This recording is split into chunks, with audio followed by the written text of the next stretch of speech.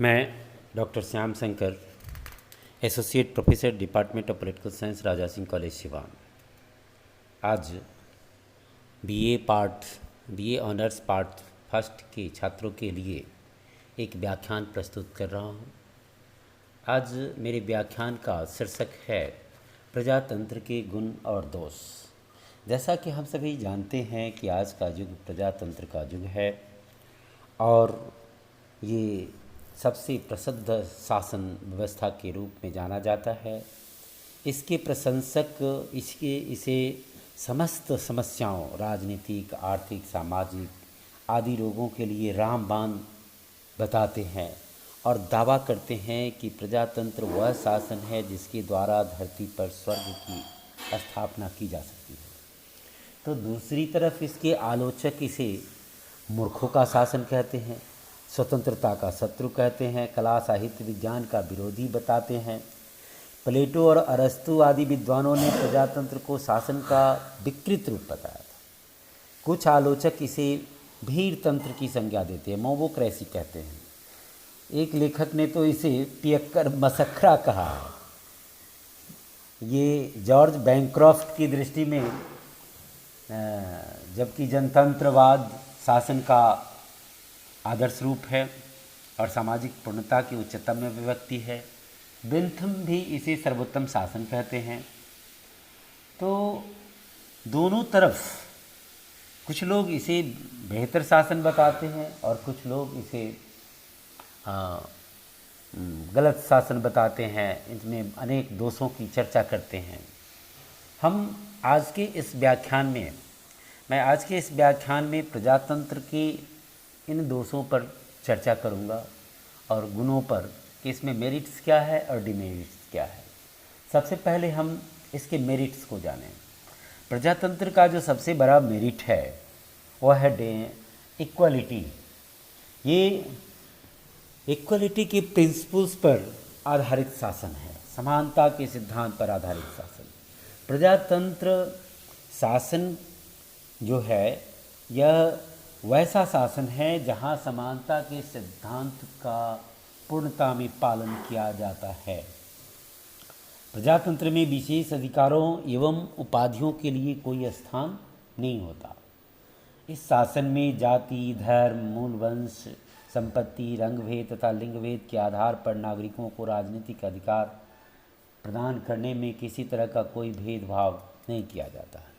प्रत्येक व्यक्ति की गिनती एक होती है और प्रत्येक व्यक्ति को एक ही मत देने का अधिकार होता है, चाहे वह किसी भी स्तर का व्यक्ति क्यों न हो। लॉवेल के शब्दों में, पूर्ण प्रजातंत्र में किसी को भी यह शिकायत नहीं होती कि उसकी सुनवाई नहीं हुई है। यानी हर व्यक्ति को यह महसूस होता है कि उनकी बातें सुनी गई है। दूसरा जो इसका मेरिट है वह है स्वतंत्रता का पोषक। जिस व्यक्तिगत स्वतंत्रता का उपभोग मनुष्य इस शासन प्रणाली में कर सकता है वह दूसरी शासन प्रणाली में संभव नहीं है। विचार, भाषा, सम्मेलन की स्वतंत्रता प्रजातंत्र में ही संभव है और यह दूसरे शासन में बिल्कुल असंभव है। प्रजातंत्र में नागरिकों को अपने शासन की आलोचना करने और अपने मताधिकार द्वारा फिर से जो शासन में बैठे हुए हैं उन लोगों को वहाँ से हटाने तक का अधिकार होता है। ये प्रजातंत्र जो शासन है इसमें शासक और शासित में भेद नहीं होता। स्वामी और दास का कोई प्रश्न ही नहीं पैदा होता। नेक्स्ट है लोकमत पर आधारित शासन। यह शासन सामान्य इच्छा पर आधारित शासन है जिसमें प्रत्येक व्यक्ति की सदिच्छा, रियल विल सम्मिलित होती है। प्रजातंत्र ही एक ऐसा शासन है जो शासितों की इच्छा एवं स्वीकृति पर चलता है। नेक्स्ट है आदर्श पर आधारित शासन। प्रजातंत्र का मूल जो आधार है या मूल आदर्श है वह समानता, स्वतंत्रता और भ्रातृत्व है और प्रजातंत्र इन्हीं सिद्धांतों पर आधारित है। राजनीतिक, आर्थिक, सामाजिक एवं धार्मिक समानता की स्थापना इसके अंतर्गत की जाती है। नेक्स्ट है व्यक्तित्व का विकास। यह व्यक्ति के व्यक्तित्व के विकास के लिए सुंदर अवसर प्रदान करता है। इसमें नागरिकों को बौद्धिक मानसिक गुणों को विकसित करने का उचित अवसर मिलता है। उनमें सहनशीलता, प्रेम, मित्रता, सहानुभूति, सहिष्णुता, सेवा, स्वार्थ, त्याग आदि गुणों का भी विकास होता है। गेटल ने कहा है कि प्रजातंत्र नागरिकों के प्रशिक्षण के लिए एक विद्यालय का काम करता है। नेक्स्ट है राजनीतिक जागृति। निर्वाचन की प्रक्रिया में भाग लेने के कारण तथा शासन कार्य में हाथ बटाने के कारण जनता में जागृति उत्पन्न होती है। शासन के प्रति उनमें अवेयरनेस आता है। इससे उनके भीतर अनेक तरह के गुणों का विकास होता है। अप्पा दुराय कहते हैं कि प्रजातांत्रिक प्रणाली शासन की जिम्मेवारी जनता के जिम्मे करके उसमें बुद्धिमत्ता, आत्मनिर्भरता, नए नए कार्यों को करने की प्रवृत्ति को प्रोत्साहित करता है। नेक्स्ट है लोकप्रिय एवं अस्थायी शासन। वास्तव में प्रजातंत्र जनता के लिए सरकार है, इसलिए ये स्वाभाविक रूप से लोकप्रिय है। साथ ही यह अस्थायी शासन भी होता है, इसलिए कि इसमें शासन जनता करती है। नेक्स्ट है सर्वश्रेष्ठ शासन व्यवस्था। लॉवेल कहते हैं कि सरकार की उत्तमता की परीक्षा उस चरित्र से होती है जिसे एक व्यवस्थित समाज अपने नागरिकों में उत्पन्न करने की प्रवृत्ति रखता है, और उन नागरिकों को उसे स्थिर रखना होगा।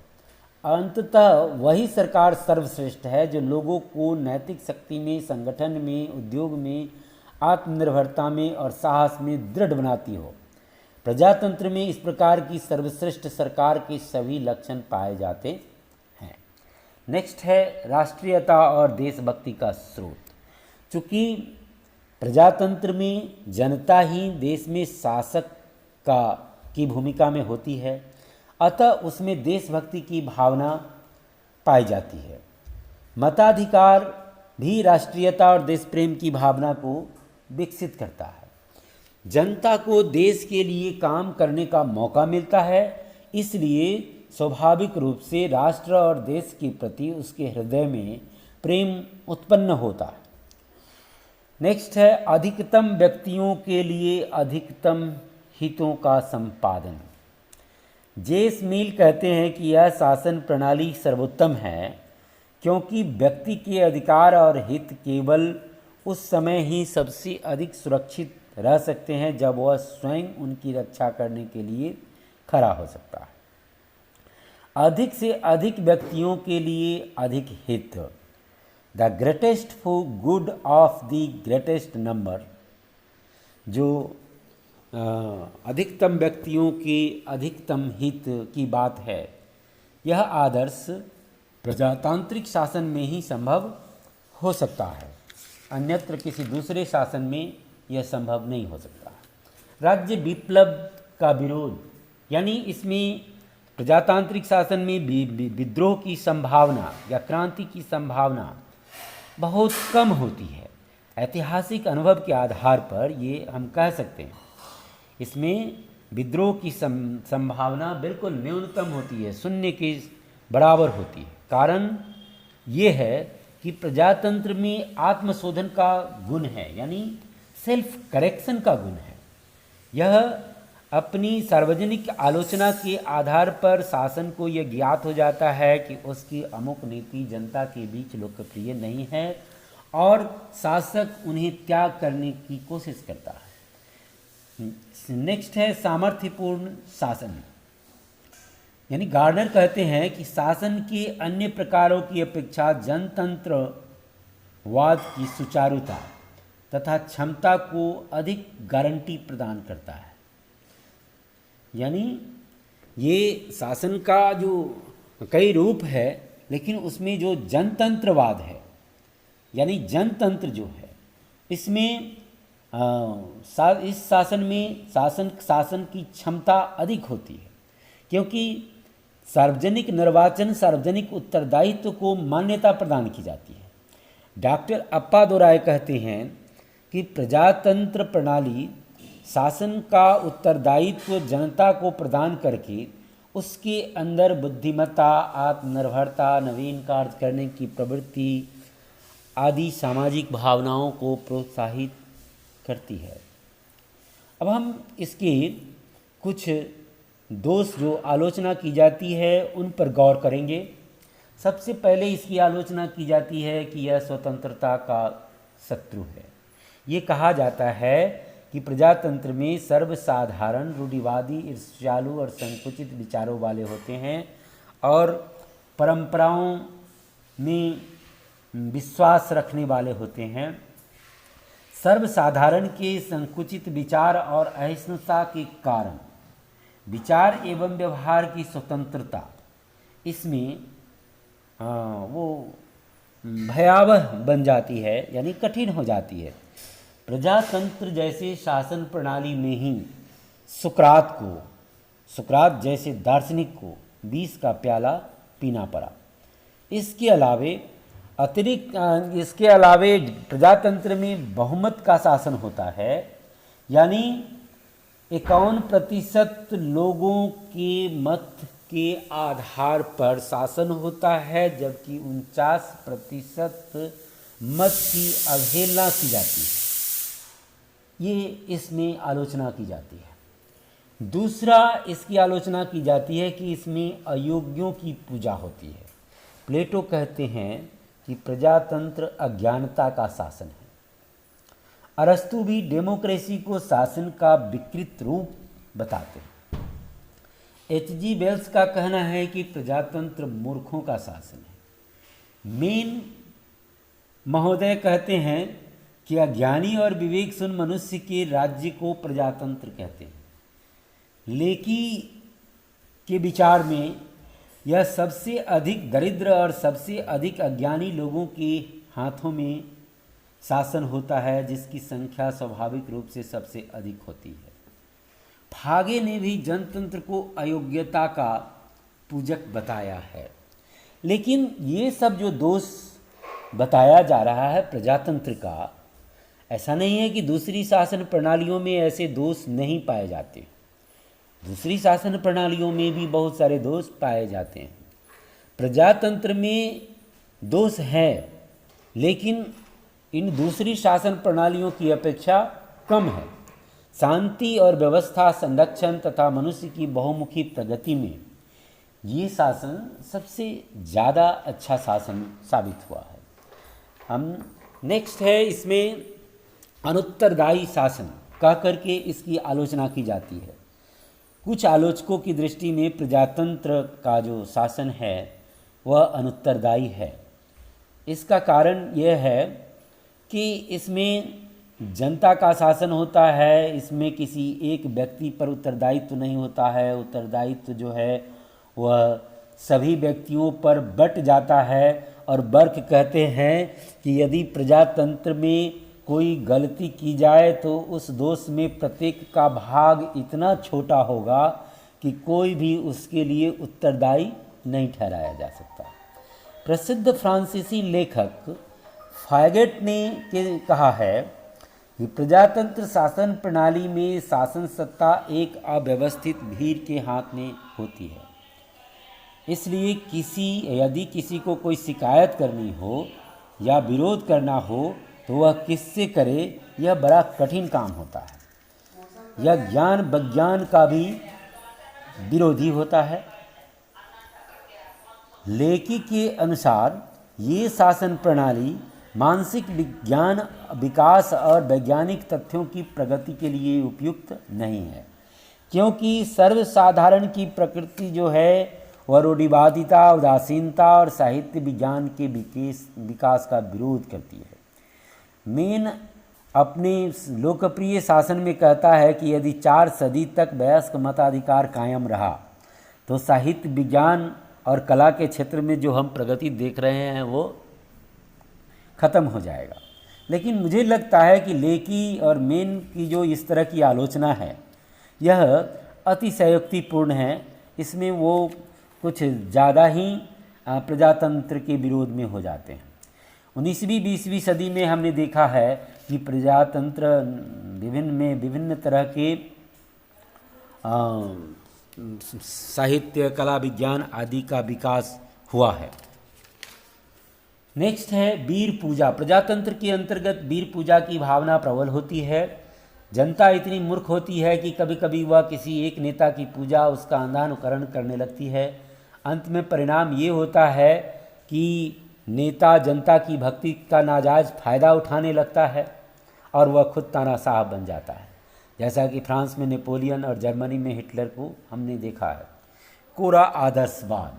प्रजातंत्र को कोरा आदर्शवाद तथा अव्यवहारिक शासन भी कहा जाता है। इसमें पूर्ण समानता की बात की जाती है, जो कि बिल्कुल असंभव है। पूर्ण समानता कभी संभव नहीं है। नेक्स्ट है संख्यात्मक शासन। प्रजातंत्र में संख्या बल पर जोर दिया जाता है या गुण पर जोर कम देता है। इसमें बहुमत का शासन होता है, यानी ज़्यादा संख्या जिस व्यक्ति के पास हो वही शासन करता है। जिस कानून के पक्ष में ज़्यादा लोग खड़े हो वही कानून पारित होता है। इसलिए इसमें संख्या बल ज़्यादा महत्वपूर्ण होता है और व्यक्ति के गुणों का महत्व कम होता है। व्यक्ति को एक संख्या में गिना जाता है। दलगत बुराइयाँ। दलगत बुराइयों के चलते निर्वाचन प्रणाली में दलों के बीच प्रतिस्पर्धा का दौर चलता रहता है और ये दलीय स्वार्थ में शासन के अच्छे कार्यों की भी आलोचना की जाती है। कभी कभी जो है कोई अपने शासन के, अपने दलीय प्रतिबद्धता के कारण अपने ही शासन के खराब नीतियों का भी विरोध नहीं कर पाते हैं, क्योंकि इसमें दलीय प्रतिबद्धता कायम होती है। तो इन दलगत बुराइयों का खामियाजा देश को भुगतना पड़ता है। धनवानों की प्रबलता। प्रजातंत्र में धनवानों की प्रबलता होती है। ये शासन मताधिकार पर आधारित है। इसमें पैसे वाले लोग गरीब लोगों के वोट पैसे दे करके खरीद लेता है और वो चुनाव जीत जाते हैं और इससे फिर आम जनता को नुकसान उठाना पड़ता है, क्योंकि ये अमीर लोग फिर शासन सत्ता का उपयोग अपने हित में करने लगते हैं। नेक्स्ट है अव्यवहारिक कानूनों का निर्माण।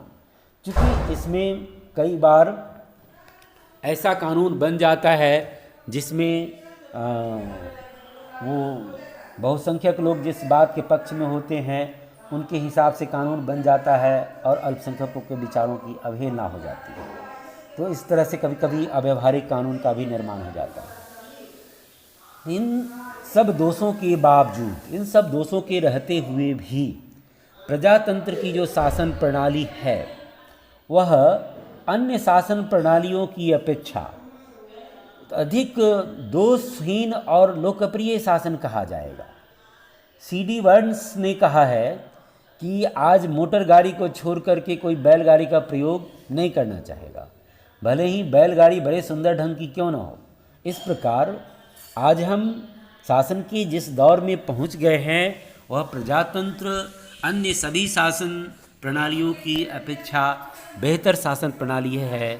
अनेक गुणों के होते हुए भी इससे बेहतर हम दूसरे शासन प्रणालियों को नहीं बता सकते हैं। धन्यवाद।